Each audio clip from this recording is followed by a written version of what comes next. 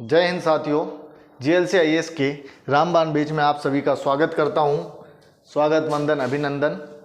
तो आज हम एमपी पीएससी प्री की यूनिट 2 जो है भारतीय इतिहास, उसके बारे में हम शुरुआत करेंगे। तो आप इसी प्रकार के वीडियो देखने के लिए रोज़ डेली यूट्यूब चैनल पे डेली इसका एक वीडियो मिलेगा भारतीय इतिहास का, उसे आप इत्मीनान से देखें, अपने नोट्स बनाएं और आगे की तैयारी करें। तो आज हम यूनिट 2 में भारतीय इतिहास के बारे में जानेंगे। पहला बिंदु है कितने प्रश्न आते हैं। जो हमारे एमपीपीएससी प्री का सिलेबस है, यूनिट 2 है, उसमें भारतीय इतिहास से कितने प्रश्न बनते हैं। तो ये पुराने पेपरों के हिसाब से, अभी 20-21 के पेपर के हिसाब से देखा है तो जहाँ तक अनुमान है लगभग 8 से 10 प्रश्न हमारे भारतीय इतिहास से बनते हैं। तो ये कुल मिला के ये हमारे लिए बहुत इम्पोर्टेंट सब्जेक्ट हैं। दूसरी बात, कैसे ये सफलदायी विषय बन सकता है, क्योंकि 8 से 10 तो आप जानते हो 8 से 10 अगर प्रश्न आ रहे हैं तो ये हमारे लिए इम्पोर्टेंट है। इसे हमें किस तरीके से पढ़ना है ये हम आगे देखेंगे। दूसरा, प्री में पढ़ो, मेंस में आराम पाओ। कुल मिला के इससे ये है कि प्री में इतने अच्छे से अच्छे तरीके से पढ़ लो कि मेंस में हमें कोई ज़्यादा समस्या देखने को ना मिले। तीसरी बात, जो हमारी रामबाण बैच में रणनीति है, तो किस प्रकार से हम भारतीय इतिहास को पढ़ाएंगे, यूनिट 2 किस प्रकार हम कवर करेंगे, उसके बारे में जैसे जैसे हम पढ़ाएंगे आपको समझ में आता रहेगा। तो आइए दोस्तों, हम भारतीय इतिहास के बारे में जानेंगे कि भारतीय इतिहास है क्या, उसको हम कितने चरणों में पढ़ेंगे और किस प्रकार से हमारी रणनीति रहेगी उसको पढ़ने को लेकर।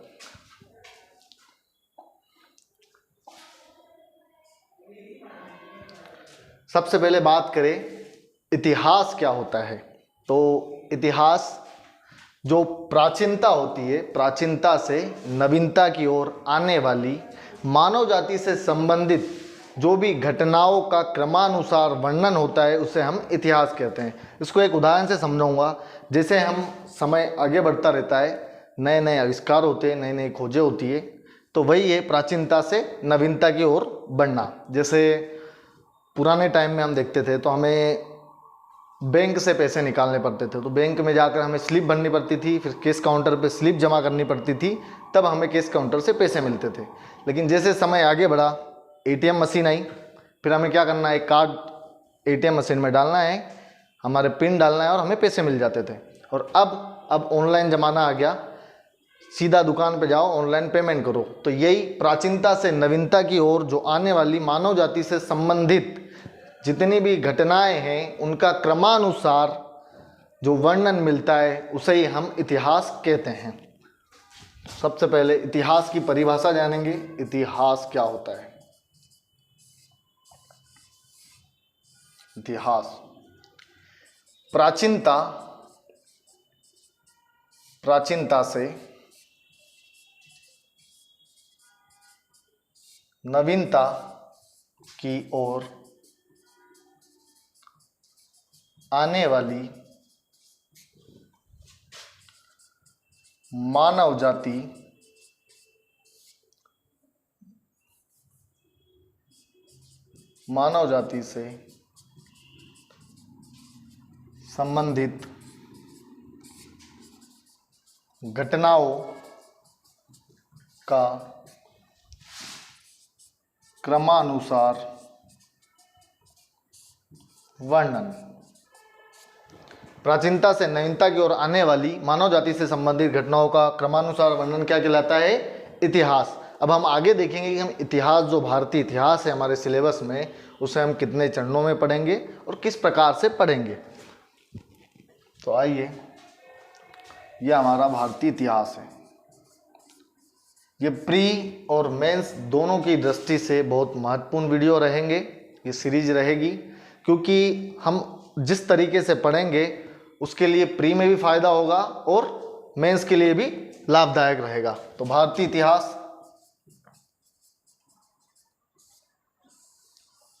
तो आप सब जानते होंगे कि जो भारतीय इतिहास है उसको 3 चरणों में पढ़ा जाता है। एक प्राग ऐतिहासिक काल,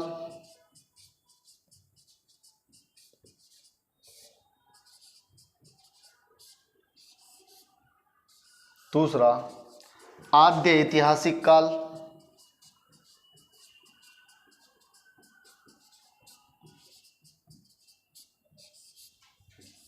तीसरा ऐतिहासिक काल।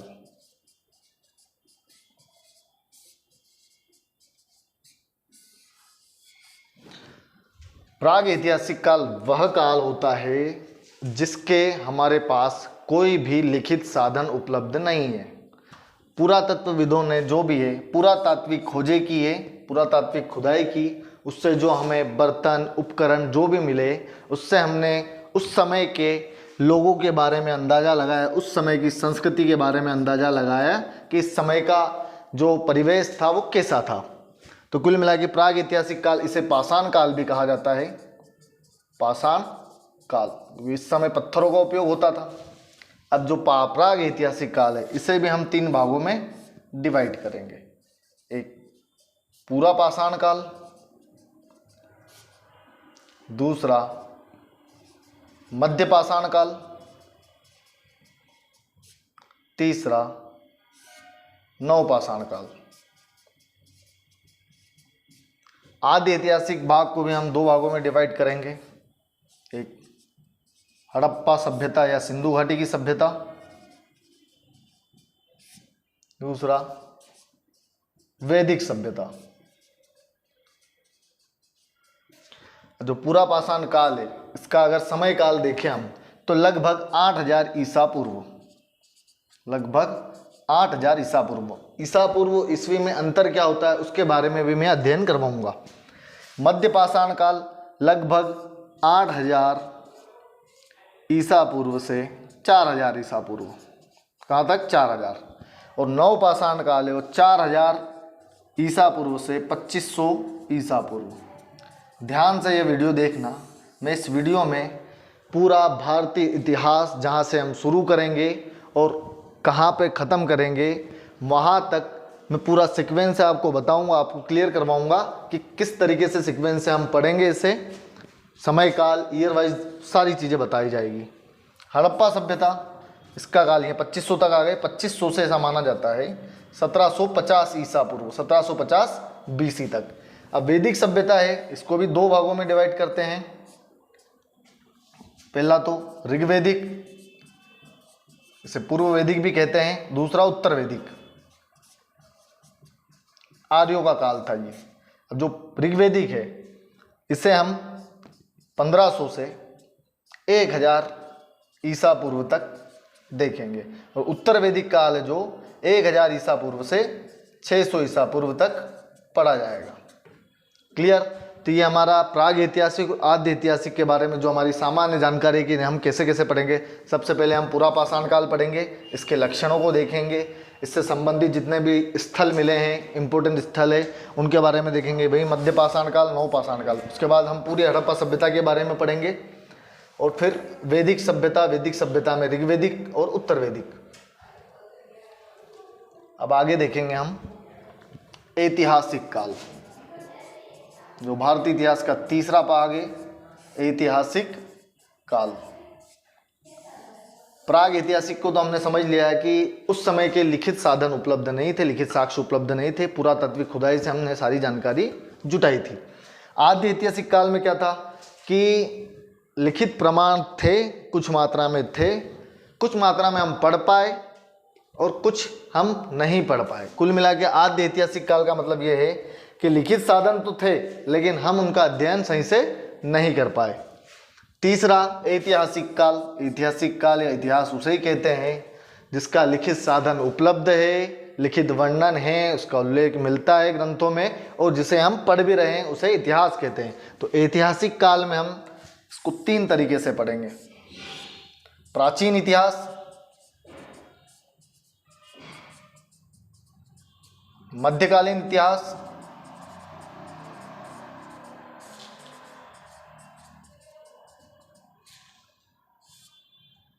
आधुनिक इतिहास।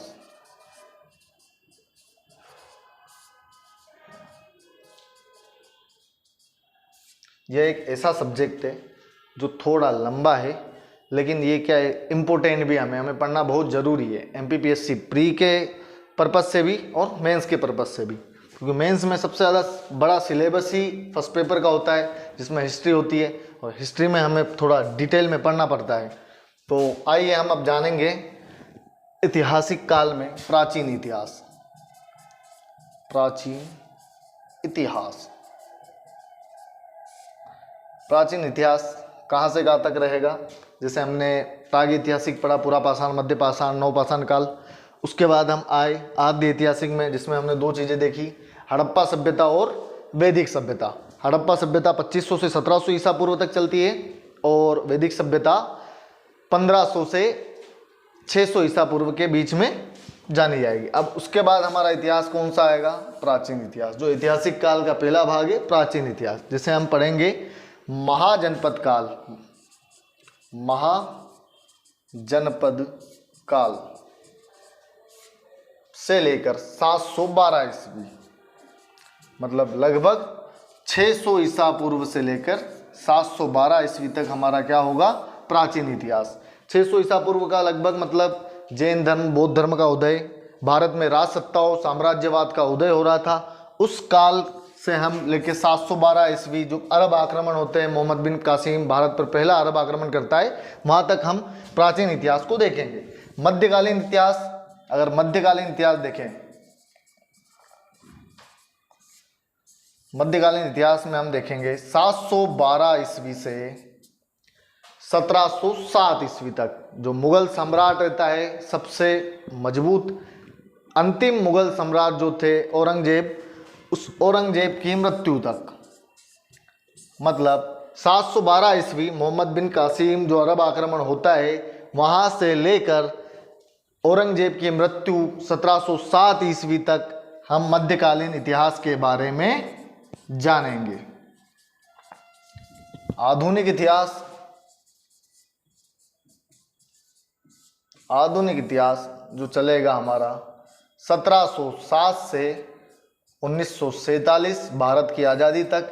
इसके बाद भी हम 1947 के बाद भी हम भारत का एकीकरण, भारत का पुनर्गठन और आगे जो भी घटनाएं हुई भारतीय इतिहास में, उनके बारे में हम देखेंगे। तो ये आज हमने इतिहास के बारे में जाना कि हम इतिहास का अध्ययन किस प्रकार से करेंगे, कैसे करेंगे।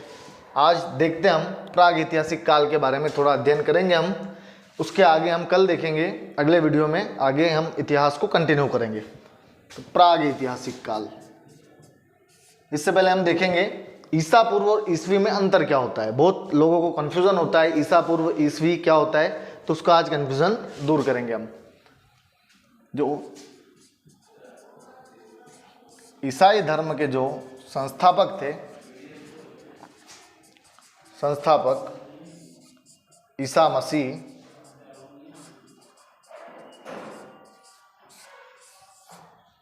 तो इतिहासकारों ने क्या हुआ, ईसा मसीह का जन्म कब माना? 1 ईस्वी। क्या माना? 1 ईस्वी ईसा मसीह का जन्म। अब जो 1 ईस्वी है, इसके अगर पूर्व का काल देखा जाएगा तो क्या कहलाएगा? ईसा पूर्व। और इसके बाद का जो काल देखा जाएगा वह ईसवी कहलाएगा। क्या कहलाएगा? ईसवी। ईसा पूर्व में जैसे हमें वापस 1 ईस्वी पे आना है तो हमें उल्टा चलना पड़ेगा। जैसे हमने देखा पूरा पाषाण काल 8000 ईसा पूर्व, तब हमको वापस रिवर्स आना पड़ेगा क्योंकि हमें 1 ईस्वी पे आना है, तो 8000 ईसा पूर्व। फिर मध्य पाषाण काल 8000 ईसा पूर्व से 4000 ईसा पूर्व। फिर नव पाषाण काल 4000 ईसा पूर्व से 2500 ईसा पूर्व। फिर हड़प्पा सभ्यता, वैदिक सभ्यता। जैसे जैसे हम आगे बढ़ते जाएंगे, फिर जैसे 1 ईस्वी से आएंगे वापस यहाँ से आगे बढ़ते जाएंगे प्लस में 1 ईस्वी, 2 ईस्वी, 3 ईस्वी, 500 ईस्वी, 1000 ईस्वी, ऐसे हम आगे बढ़ते जाएंगे। तो ये ईसा पूर्व ईस्वी में अंतर था।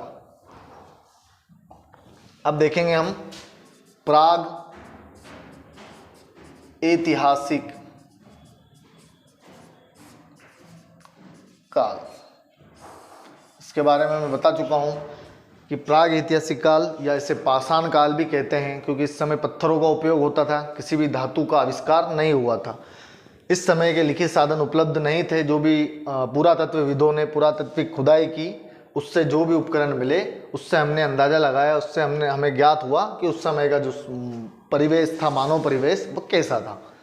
इसको हमने 3 भागों में डिवाइड किया, पूरा पाषाण काल, मध्य पाषाण काल, नव पाषाण काल। तो आज हम अध्ययन करेंगे पूरा पाषाण काल के बारे में। पूरा पाषाण काल, इसका समय काल देखें तो लगभग 8000 ईसा पूर्व, 8000 ईसा पूर्व। इसके अगर लक्षण देखेगी, हम जानेंगे कैसे कि पूरा पाषाण काल था कैसे। तो सबसे पहली बात तो इसे खाद्य संग्राहक काल के नाम से जाना जाता है। इस समय का जो मानव था, आदि मानव थे, उनका एक ही लक्ष्य होता था, भोजन करना, भोजन इकट्ठा करना और भोजन करना, सीधी सी बात। इसलिए ऐसा बोला गया खाद्य संग्राहक, खाने की सामग्री को एकत्रित करना। दूसरा, यह पूर्णतः शिकार पर निर्भर थे। खाद्य संग्रह क्या इसे, और आखेटक काल भी कहते हैं। आखेटक मतलब शिकार करना, क्योंकि इस समय के जो मानव थे, आदि मानव थे, वो पूर्णतः शिकार पर निर्भर थे। इस समय इन्होंने आग का आविष्कार कर लिया था, आग का आविष्कार कर लिया था। इन्होंने केवल आग का आविष्कार किया था, लेकिन ये आग का प्रयोग करना नहीं सीखे थे। आग का प्रयोग करना ये इन्होंने मध्य का पाषाण काल में प्रारंभ किया था। इस समय जो मानव थे वो कहाँ निवास करते थे? शैलाश्रयों में। आगे हम जब इसके कुछ स्थलों के बारे में देखेंगे, पूरा पाषाणकालीन स्थल, तो उसमें शैलाश्रय के बारे में हम पढ़ेंगे। कहाँ निवास करते थे? शैलाश्रयों में। ठीक है, तो पूरा पाषाण काल अगर समय काल देखें तो लगभग 8000 ईसा पूर्व तक काल जो था हमारा पूरा पाषाण काल था। इसे और क्या खाद्य संग्रह काल या आखेटक काल के नाम से भी जाना जाता था। इस समय के जो मानव था वो पूर्णतः शिकार पर निर्भर था और इसी शैलाश्रयों में निवास करता था। इनका निवास स्थान क्या था? शैलाश्रय। शैलाश्रय सीधी सी बात है, किससे कहते हैं? मानव द्वारा गुफाओं में निर्मित घरों को क्या कहा जाता था? शैलाश्रय। जो उस समय मानव गुफाओं के अंदर अपना निवास करते थे, इसलिए उन्हें क्या कहा गया? शैलाश्रय निवास। ठीक है, तो मानव निवास कहाँ करता था? शैलाश्रय में। और आग का आविष्कार कर लिया था, लेकिन आग का प्रयोग करना ये नहीं सीखे थे। अब आइए हम कुछ स्थल देखेंगे जो पूरा पाषाणकालीन स्थल है।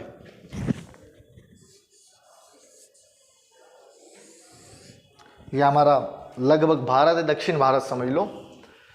यहाँ आता है क्या? पल्लावरम। एक जगह का नाम है पल्लावरम, जो कहाँ आता है? तमिलनाडु राज्य में, वर्तमान तमिलनाडु राज्य में।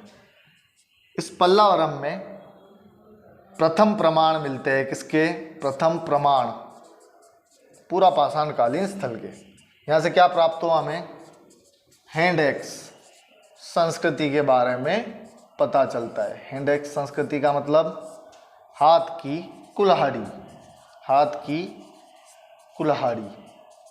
तो पूरा पाषाणकालीन या प्राग ऐतिहासिक काल का सबसे पहला प्रमाण हमें पल्लावरम तमिलनाडु से प्राप्त होता है, जहाँ से क्या मिला हमें? हैंड एक्स संस्कृति के प्रमाण मिले, हाथ की कुल्हाड़ी मिली थी। और इसके खोजकर्ता कौन थे? खोजकर्ता रॉबर्ट ब्रूसफूट। रॉबर्ट पुरातत्वविद थे, रॉबर्ट ब्रूसफूट। इन्होंने कब इसकी खोज की थी? इसका आविष्कार कब किया था? 1863 में। तो कुल मिला के पूरा पाषाणकालीन संस्कृति के सबसे पहले प्रमाण कहाँ से मिलते हैं? पल्लावरम तमिलनाडु से, जहाँ से क्या मिला? हैंड एक्स संस्कृति, हाथ की कुल्हाड़ी। और इसके खोजकर्ता कौन है? रॉबर्ट ब्रूसफूट, जिन्होंने 1863 में इसकी खोज की। अब हम हमारे मध्य प्रदेश से संबंधित कुछ पूरा पाषाण स्थल है, उनके बारे में अध्ययन करेंगे। तो मान लो ये हमारे यहाँ मध्य प्रदेश है। यहाँ पे आता है हथनोरा। हथनोरा ये कौन से डिस्ट्रिक्ट में आता है? जिले में सीहोर। हमारे मध्य प्रदेश की कौन से जिले में आता है? सीहोर में। यहाँ से हमें इकाई का प्रमाण मिलता है मानव खोपड़ी का। जो ये मानव खोपड़ी है, इस खोपड़ी का प्रमाण, सर्वप्रथम प्रमाण कहाँ से मिलता है हमें? हथनोरा। मानव खोपड़ी का प्रथम प्रमाण कहाँ से मिला? मध्य प्रदेश के सीहोर जिले के हथनोरा जगह से। इसकी खोज किसने की? अरुण सोनकिया जी ने। अरुण सोनकिया जी ने कब की? 1982 में।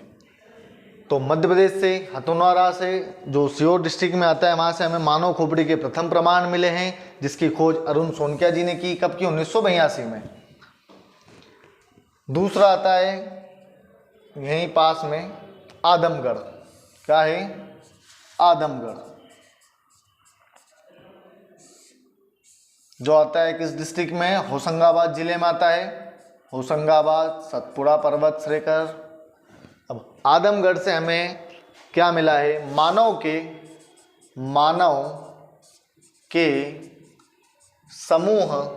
समूह में रहने का प्रमाण। समूह में रहने का प्रमाण हमें कहाँ से मिलता है? आदमगढ़, होशंगाबाद से। क्योंकि वहाँ से क्या, जब खुदाई की गई तो वहाँ बहुत सारे चूल्हे जिन पे रोटी बनाई जाती है, और बहुत सारे एक साथ चूल्हे मिले थे। तो उससे ये अंदाज़ा लगाया जा सकता है कि 2-4 लोग तो रहते नहीं थे जो इतने सारे चूल्हों का उपयोग करेंगे रोटी बनाने के लिए। बहुत सारे चूल्हे मिले लगातार, तो उससे ये अंदाज़ा लगाया गया कि यहाँ लोग मानव समूह में रहते थे और साथ में ही भोजन पकाते थे। इससे क्या अंदाज़ा लगाया कि मानव यहाँ पे समूह में रहते थे। इसका प्रथम प्रमाण कहाँ से मिलता है? आदमगढ़, होशंगाबाद से। इसकी खोज 1920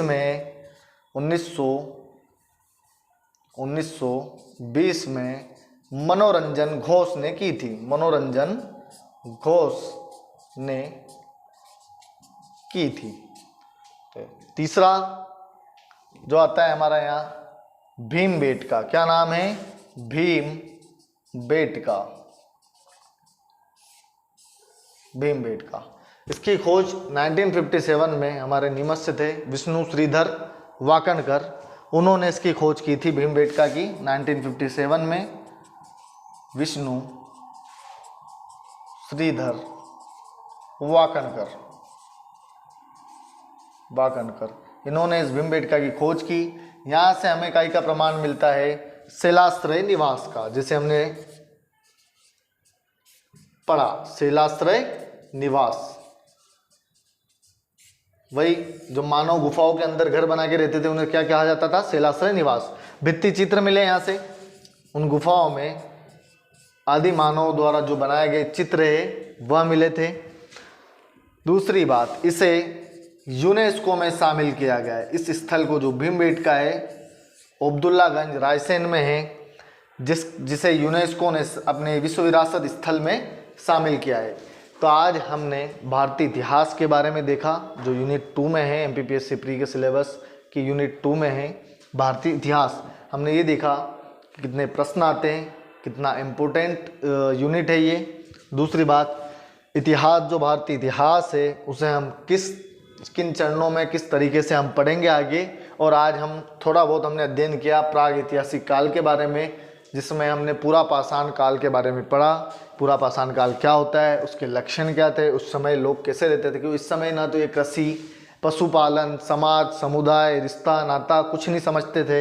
ये केवल एक ही चीज़ पे निर्भर थे, किस पे? शिकार पर। और भोजन करना जानते थे कि शिकार कैसे करेंगे और भोजन अपना पेट कैसे भरेंगे। इसके अलावा ये कुछ नहीं जानते थे, जिसमें हमने कुछ प्रमुख स्थल देखे। सबसे पहला स्थल देखा, क्योंकि सबसे पहले पूरा पाषाणकालीन स्थल कौन सा है? पल्लावरम। यहीं पे पहले पूरा पाषाण स्थल की खोज की गई। प्रथम प्रमाण जो हमने पढ़ा है इंडेक्स हाथ की कुल्हाड़ी, वो रॉबर्ट ब्रूस फूट ने 1863 में की। बाकी जो 3 स्थल हमने पढ़े वो हमारे मध्य प्रदेश से संबंधित है। हथनोरा जो सीहोर डिस्ट्रिक्ट में आता है, आदमगढ़ जो होशंगाबाद डिस्ट्रिक्ट में आता है, रायसेन जो रायसेन के अंदर हमारा भीमबेटका आता है, जो यूनेस्को की सूची में शामिल है। तो आज के लिए धन्यवाद साथियों। आज हमने इतना अध्ययन किया। आप आपको डेली एक वीडियो मिलेगा भारतीय इतिहास से संबंधित, जिसका अध्ययन आप अच्छे से करना। अगर आप नोट्स बनाना चाहते हो तो नोट्स भी बनाना। ये सीरीज जो है रामबाण सीरीज, गुरु जी के नेतृत्व में जो रामबाण सीरीज चल रही है, ये MPPSC प्री के लिए बहुत ही महत्वपूर्ण है। अगर आप अपनी सफलता सुनिश्चित करना चाहते हो तो जेल से IAS ऐप डाउनलोड करें, उस ऐप में जाके हमारी रामबाण सीरीज ज्वाइन करें। हमारी टेस्ट सीरीज भी आने वाली है MPPSC प्री को लेकर, उसे भी ज्वाइन करें, जो आपके लिए बहुत ही लाभप्रद सिद्ध होगी। तो आज के लिए धन्यवाद, कल मिलते हैं सर। धन्यवाद, जय हिंद।